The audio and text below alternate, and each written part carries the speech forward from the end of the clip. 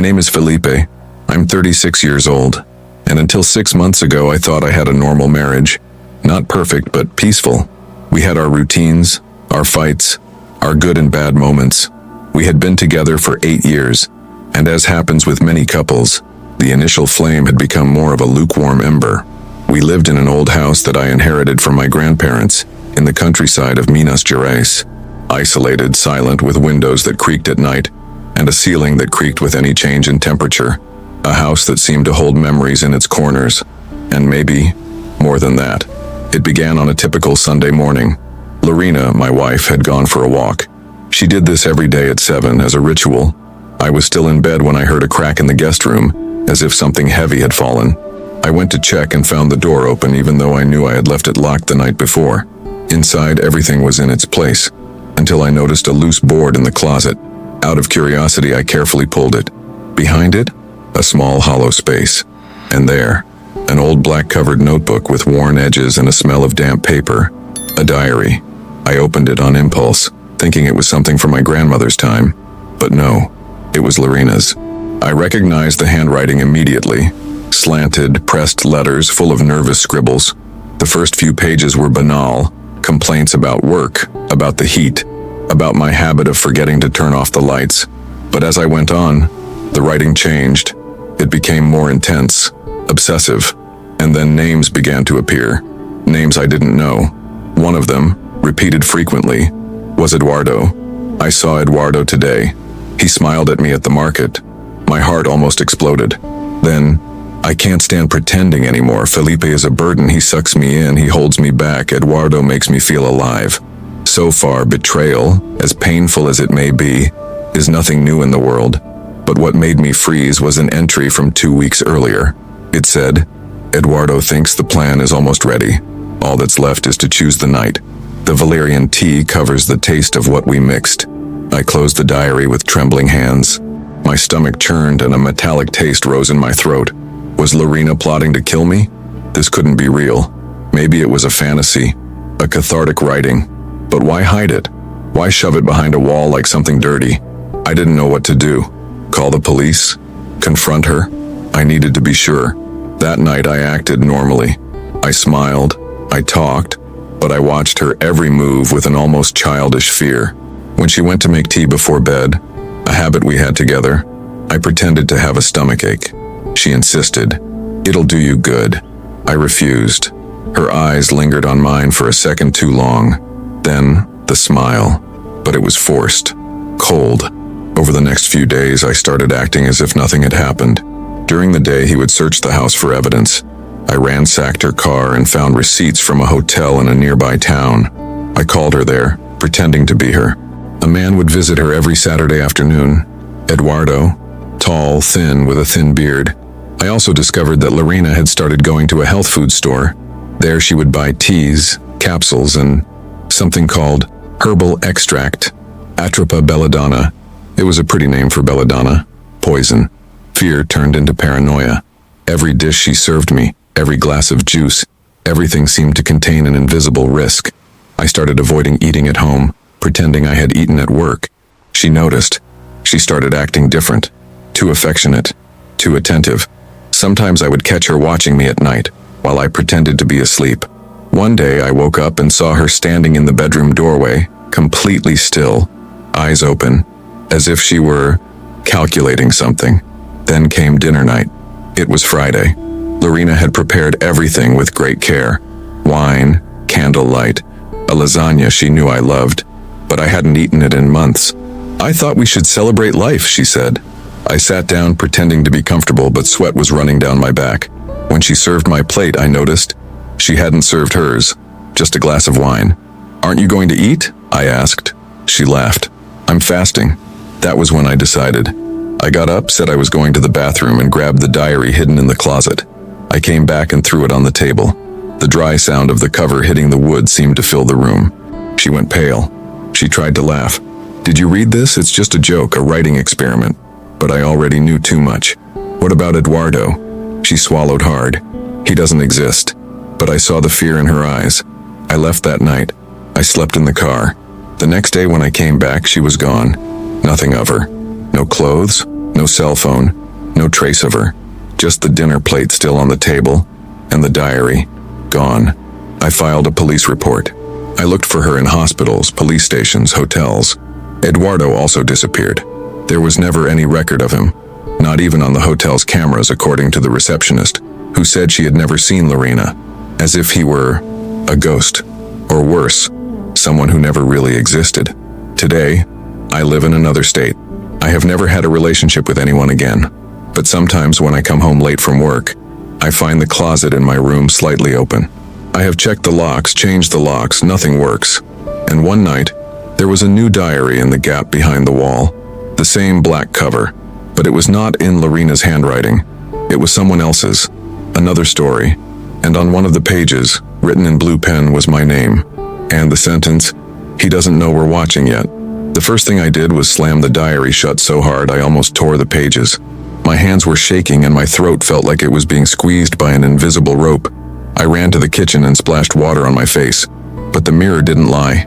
I was pale, my eyes bulging. It couldn't be a coincidence. This wasn't a joke. Someone was breaking into my house, someone knew what had happened. And now, I was writing about myself. I stayed awake all night listening for every noise. The slightest crack made my heart race. The sound of the wall clock seemed like a timed threat. At 3:47, I heard a creaking sound coming from the attic. I grabbed an iron bat and went upstairs slowly. The air there was colder than usual, and a musty smell with something chemical filled the room. I turned everything over. Nothing. But when I came down, there was something new on the table in the living room. A photo, an old black and white Polaroid. It showed a woman with long hair sitting at the same table where I was having dinner with Lorena.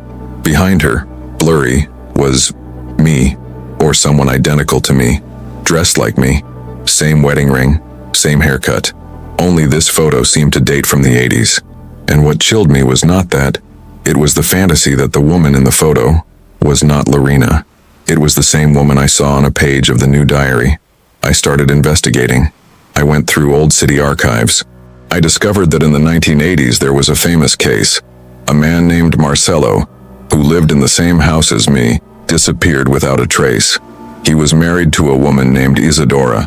She was considered a suspect, but she was never arrested. They said she kept diaries that she wrote compulsively. No one ever found the notebooks. The house sat empty for years, until my grandparents moved in. That Polaroid showed Marcelo, and for some reason, he looked exactly like me. The same eyes, the same chin. It was like looking into an old mirror. Was it just a genetic coincidence, or something darker? The new diary slowly began to fill itself. Yes, you heard right. The pages were blank when I found it, but day after day, new sentences appeared. First, scribbles, then, entire texts, and always in the same slanted, nervous handwriting. One of the pages read, "He still thinks he owns his own story." In another, an exact description of what I did last Tuesday. Today he went to the market at 3 p.m., bought wine and bread, pretended to smile at the clerk. But she knows. I didn't even remember smiling. But smiling was what I did when I was scared. I got to the point where I set up cameras around the house, chained doors shut, and slept with a knife under my pillow. Nothing could stop things from moving. The diary kept moving around. One time I woke up with it open on my chest, showing a single line written in red. "You are writing the ending with every choice you make." I began to doubt my own sanity. But then I found the second Polaroid. It showed the living room of the house, with the old TV that no longer worked. And in it, Lorena, sitting with a man in her arms. The man was Marcelo, the same one who disappeared in the 80s. Same clothes, same expression of terror. She was smiling, as if I had gotten what I wanted. At that point, I stopped trying to understand. I began to believe that the house was a cycle, that people were drawn there. Men, mostly. Always someone married, always someone with secrets, and that the women weren't just cheating wives. They were something more. Guardians? Reapers? Maybe just part of a dark, unbreakable pattern. I began to see Lorena in reflections, in the microwave glass, in the car mirror, sometimes in the shower, seconds before the water stopped running. Never clearly, but enough to know that she, or something wearing her face and was still watching me. The diary stopped appearing after a week, gone completely, but in its place, something else began to appear.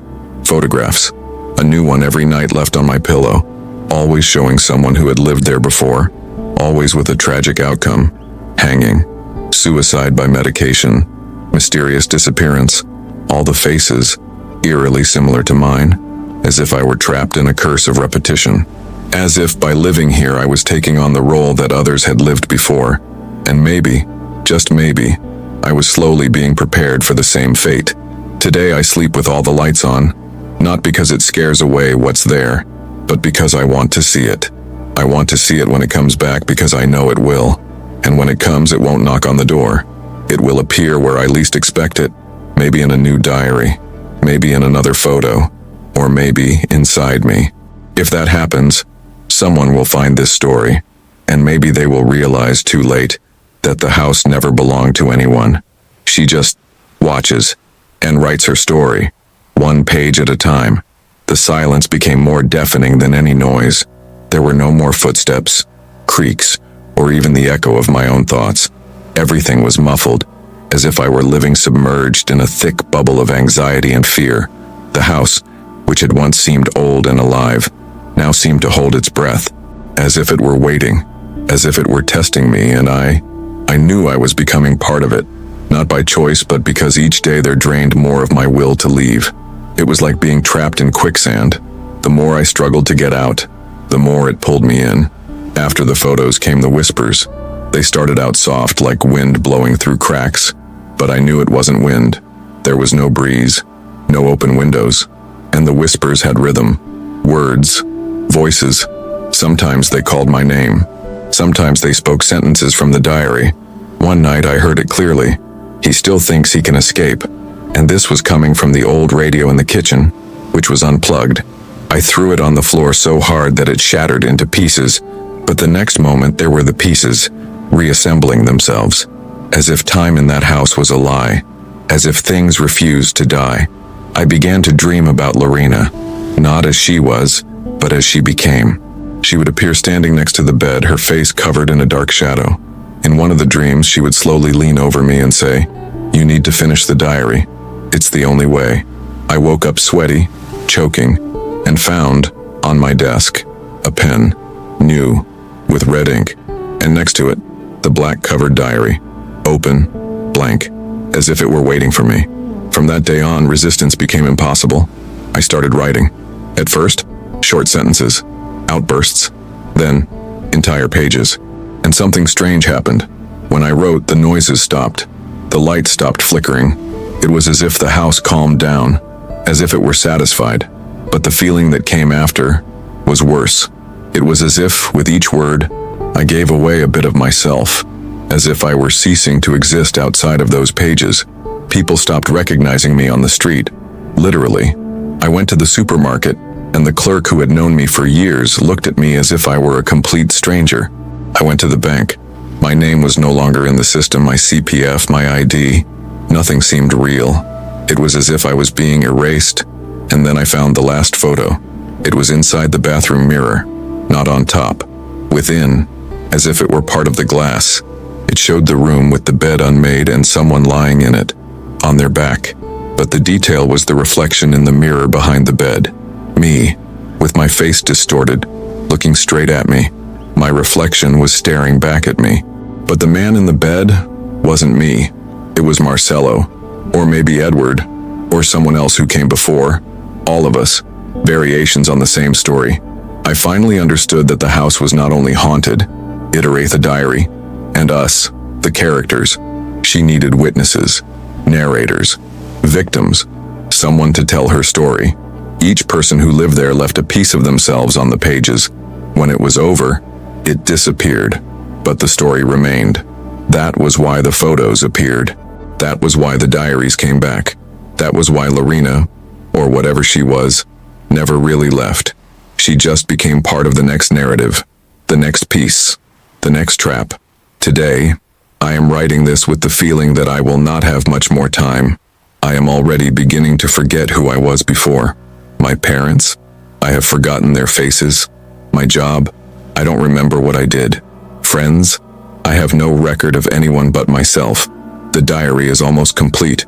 There are only a few pages left, and I know that as I write the last line, something will happen. I don't know what, but the house knows.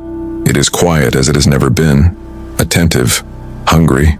Maybe if you are listening to this, it is because you found my story. Maybe you found this black-covered diary in some hollow plank or behind an old mirror. And if you did, don't read it anymore. Burn it. Leave the house. Run, and never look back. Because once the story begins, it needs to be finished. And the house never chooses someone at random. It watched you first, and now you have become a character. Since I wrote those last words, I haven't slept. Not because I don't want to. My body is exhausted, my eyes burn. My mind drags as if every thought is a dead weight, but because something or someone keeps me awake. Every time I close my eyes, I feel a presence beside me. It breathes. I listen. Warm, moist, slow, animalistic. But when I open my eyes, there's nothing there, or at least nothing I can see. I began to convince myself that the diary wasn't just a receptacle for stories. It was a prison, a cell disguised as paper, and that each written word was another lock closing from the inside. A week after the last entry, I began to notice that the mirrors in the house stopped reflecting what they should. I would walk past them and see rooms that no longer existed, hallways that were longer than they should have been, a spiral staircase that never existed in the house's blueprints, and sometimes I would see myself, but different, pale, sunken eyes, dull. The reflection smiled, even when I wasn't smiling. And one night, while I was brushing my teeth, my reflection didn't follow me. It stopped. It watched me. And then, as calmly as someone closing a window, it winked at me, slowly, as if to say, now it's my turn. Reality began to fade like ink in water.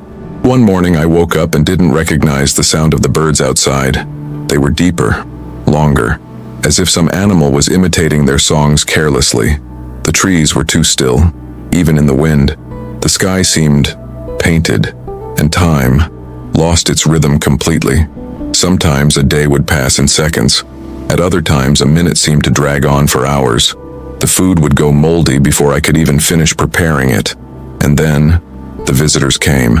The doorbell rang for the first time in months. It was a thin man in a black suit with deep-set eyes and waxy skin. He was carrying a briefcase. He said he was from the notary's office. But when I asked what it was about, he simply replied, "The will has been opened. Now all that's missing is the final signature." And he handed me an envelope. Inside was a single sheet, my death certificate. The date was blank, but the rest was filled in, including the cause of death. Disappearance under unnatural circumstances. When I looked up, he was already gone, and the leaf was burning in my hands even without fire, just slowly disintegrating into ash. I tried to leave, several times, each time more desperate than the last. I got in the car, drove to the road, but I always came back to the same entrance. The sign with the street name, the worn wooden fence, the crooked mailbox. It was like walking in circles inside a dream. And worse, on one of those attempts I saw another car coming in the opposite direction, exactly like mine. When it pulled up alongside me, I was in the driver's seat. It was me, but older, glassy eyes, and from the passenger seat, Lorena, smiling, as if she already knew. I don't write in my diary anymore. Now it writes by itself. I keep it locked in the basement, and yet I find new pages every morning, always describing what I've experienced. But in the last few days, it started describing what I go live, like an inevitable script. And the more I ignore it, the worse things around me get. Furniture moves at night. I find handprints on the ceiling, as if someone were crawling around there, watching. One of the doors slammed so hard it cracked the wall, and there's a laugh, dry, distant, that I always hear at 3:33 a.m. every day, exactly at that time. Today, something new happened. The last page of the diary appeared completely filled, only this time not with words, with drawings, detailed ones, mine, sleeping, on the couch, in the bathroom, in the backyard, seen from above, as if someone were watching me from impossible angles. And at the bottom of the page, one last illustration, me sitting at the table writing the same story, but behind me, drawn in red ink, the silhouette of Lorena, or Isadora, or whatever name she used to go by, with her fingers outstretched. almost touching the back of my neck. I'm no longer sure if I'm writing this of my own free will or if the house is using me as a kind of living pen, as if it wanted to tell the world what it is, as if it wanted to call more people, new stories, new characters, because in the end, all it needs is someone who believes. And if you've listened this far, maybe you've already taken the first step. Maybe it's already chosen its next page. Maybe, deep down, it just needs you to read it, because whoever reads starts to see, and whoever sees can't leave. So I ask, did you read everything? So no, the next black cape could appear in your home, and when it appears, it will be too late. I thought ignoring the journal would save me, that if I just stopped feeding it my attention, it would all dissolve like a nightmare at dawn. But that's not how this story works. The house, or what lives in it, is not dependent on my will. It is patient, silent, insistent. It infiltrates the cracks in your routine, the cracks in your sanity, and when you least expect it, it's obeying you without realizing it. It is following the script. And that's exactly what happened to me last night. It was 2 a.m. I was on the couch in the living room, trying to stay awake, as I always have since the reflection in the mirror winked at me. It was dark.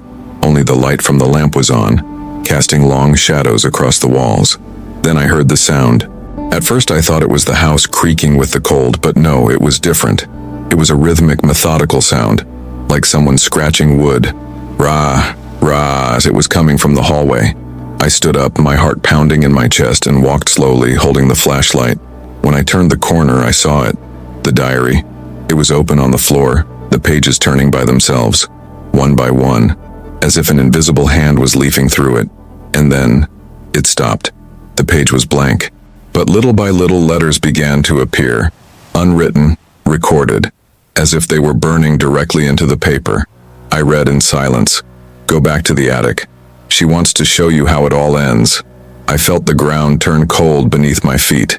For a moment I considered running, screaming, running away into the dark. But part of me knew it would be no use. The house, always, it would bring everything back. No matter which way I tried to leave, the doors would lead back to the same hallways. The house is not a physical place. It is a trap of stories, a labyrinth where the end is inevitable. I went up to the attic. Each step creaked like a warning. When I pushed open the door, a strong smell of iron and old wood hit me. The room was different. It seemed bigger. There were shelves I had never seen before with dozens, maybe hundreds of diaries just like mine. Black covers, stacked high, with hand-engraved names. Some familiar names, others strange, all organized by date. It was a library of horror, an archive of doomed lives. And there in the center of the room was an armchair, and in it, Lorena. Her back was turned, her hair long, the same as always. But when I turned around to see her from the front, she was empty. It was just her clothes, perfectly folded to the shape of her body, as if someone had evaporated from inside. And on the seat, another diary, newer, with my picture on the cover, holding a pen, and on the back, written in elegant handwriting, volume final. I ran downstairs, but the house had changed. The walls were covered in words, names, repeated phrases, snippets of the stories I had read over the past few weeks. It was as if the bricks themselves had absorbed each tragedy. And among all the phrases, there was one that repeated itself like an ominous refrain. Whoever reads, writes. Whoever writes and belongs. Now I understand. The house feeds on witnesses. From those who see, from those who write, from those who remember. And the last stage is disappearance. Not physical, but existential. You don't die. You are off. Your place in real history is replaced by a version inside the diary. A piece of paper. A distorted memory. The world goes on, but you only exist there, between dark covers, waiting for someone to open it and read it. And that's when I understood the real trap. The story I thought I was telling wasn't mine. It never was. It was weather. It was part of the house. It was part of the cycle. I just gave voice to what needed to continue. What you've heard so far is not a warning. It's an invitation, disguised as a confession. And if you've come this far, you've already accepted it. Because this is not just my story. It's yours now. The diary will appear, maybe under your bed, in the glove compartment of your car, or in the most forgotten corner of your closet. When it happens, you will remember this phrase: whoever reads, writes. Whoever writes, belongs. And then, it will be your turn to write the next chapter. This morning I found the first crack in the mirror in the living room. It hadn't been there yesterday. Very thin, almost imperceptible, but stretching straight ahead as if the glass were trying to open a passage. I stood there for minutes, watching. There was something strange about that reflection. It was delayed. I would move my hand, and the reflection would move a second later, as if it were deciding whether to imitate me or not. In that instant, I understood that the diary is not the end. It is only the key. The house is the cell. But the mirror is the brings. And doors, as you know, are used to enter or to exit. I plucked up the courage and did the unthinkable. I burned the diary. I put it in a can, poured alcohol on it, and lit a match. The flames rose with force and a horrible smell of burning flesh spread through the room as if the paper itself had blood on it. But the worst part was hearing him scream. Yes, scream. The diary, or something inside him. It was a jumble of voices. Hundreds, maybe thousands, all screaming at once. Screams of pain, of despair, and in the midst of them, my own scream. The same sound I made weeks ago when I fell down the stairs. I trembled. I nearly passed out right there. But when the flames died down, all that was left was a handful of black ash. And the mirror. The crack had multiplied. There were 3 of them now, branching out like roots all over the surface. And in the center, a dark spot began to pulse, as if it were breathing. I got close. Too close. And I swear I heard my voice coming from the other side. Not a recording, not an echo. Me, saying something I hadn't said before. A sentence that was yet to come. It was like hearing my future, trapped inside the glass. I decided to break the mirror. I thought, if it's a door, I need to go through it. If it's a trap, let it end now. I grabbed a hammer from the basement and with all my strength, I brought it down on the glass. The second the surface cracked completely, there was no sound, no splinters, nothing. Just absolute silence, as if all sound had been swallowed. The glass didn't fall. It disappeared. In its place was a dark space, a rectangle of vivid, deep, impossible to describe shadow, and from within it, an arm came out. He was pale, too long. His fingers were thin, with nails that looked like they were made of bone. He didn't grab me. He just pointed, at the floor, at a new black cover that hadn't been there before. It was a new diary, still closed, but with a label glued to the front, handwritten in perfect handwriting. Author, you. I ran. I grabbed my backpack, my keys. I left the house and ran to the city. I knocked on the police station, sweating, screaming, begging for help. But the police looked at me with the same blank look, as if I were nobody. One of them typed my name into the system. "Are you sure that's your name?" he asked. "There's no Felipe with that last name." I called my mother. The number didn't exist. I logged into my own email. Account deactivated. As if I were being erased from the world. In real time. I returned home late in the afternoon. Not because I wanted to, but because there was no other place that would accept me. The house was waiting for me with the door open, and the new diary on the table. The black cover was warm. It pulsed, and in the bottom right corner, there was something else written. Reader. The question mark stopped me, because in that moment, I understood that what is being written here, now, at this very moment, does not end with me. It goes through the paper, the screen, the sound. It continues through you. Yes, you, who is hearing or reading these words, thinking it is just another scary story. But it isn't. This house is not just a place. It is a living narrative. And now, you have heard too much. You have seen too much. Don't be surprised if in the next few days you find a different notebook in your house. Maybe it's on your shelf, or among your books. Or worse, maybe you've encountered it before, but only now did you realize that he was waiting for you. And if you open it, know that at that moment I will be on the other side, observing why somebody needs to tell your story, and the house always needs a new page. From that day on, my existence became just that, writing, not by choice, not by inspiration, but by necessity. For survival, the house demands words like a body demands air. And if I stop, if I dare to silence the story for more than a few hours, it shows me what happens. At night, sounds of something crawling through the ceiling become louder. Mirrors give me back different faces. Faces that scream without sound, trapped in the glass, as if they had been swallowed by the unfinished narrative of someone who, like me, tried to escape. The truth, which you need to understand, Banda, before it's too late, is that the house no longer needs walls. It has grown. It has spread. It has become an invisible organism, a parasite of stories and memories. Every person who hears about it, every mind that tries to understand it, becomes a new room in its impossible architecture. You are now part of it. You are already an extension. You are already within.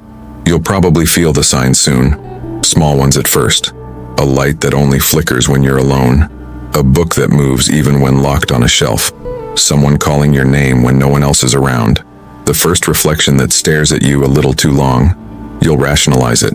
You'll tell yourself it's just tiredness, paranoia, coincidence. But that's what she wants. She weakens you like this. Slowly.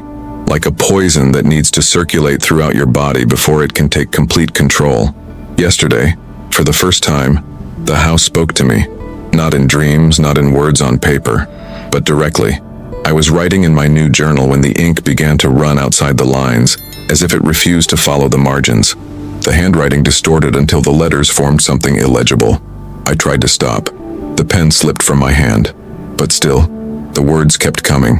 And then, a sentence emerged. You think you're telling a story, but really, you're telling a story. You. Since then, I've begun to realize that the words I write are not just mine. They are memories that don't belong to me. Dreams I never had. Fragments of other people's lives.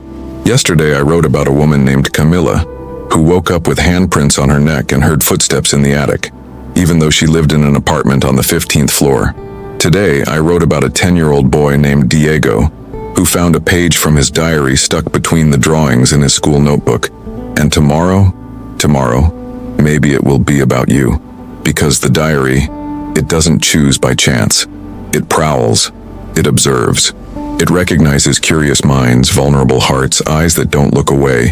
And once you read it, once you allow the story to form in your head, something enters, stays, and begins to write inside. A thought here, a nightmare there, a sentence that appears out of nowhere in your mind. Go back to the attic, even if you've never had one. This is no longer a horror story. This is a warning. If you've made it this far, you may already be feeling the presence. Maybe the next room got colder tonight.